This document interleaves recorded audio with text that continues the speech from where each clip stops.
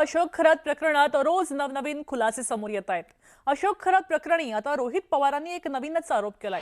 भोंदू अशोक खरात याच्याकडे फोटोंवर फुल्या मारायची पद्धत होती आणि त्यानुसार अजितदादा आणि त्यांच्या सोबतच महाराष्ट्रातल्या आणखी एका अत्यंत बड्या नेत्याच्या फोटोवर त्यानं फुल्या मारलेल्या होत्या हे कळतंय। असं सूचक विधान सूचक ट्विट रोहित पवारांनी केलंय।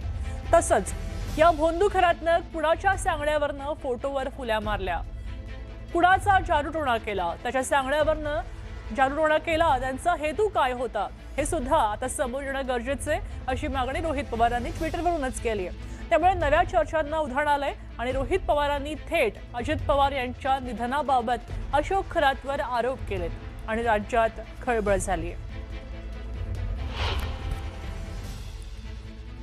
दादांच्या फोटोवर फुली आहे तेव्हा आता संशयाची सुई कोणाकडे आहे?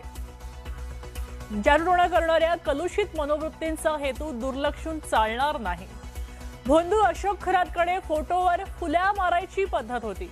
अजितदादांसह आणखी एका बड्या नेत्याच्या फोटोवर सुद्धा फुल्या मारल्या। आता खरातनं कुणाच्या सांगण्यावरनं या दोन फोटोवर फुल्या मारल्या?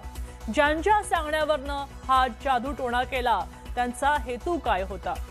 जादूटोणा करणाऱ्यांचे खरे चेहरे समोर यायलाच हवेत अशी ही मागणी त्यांनी या ट्विटमधनं केली आहे।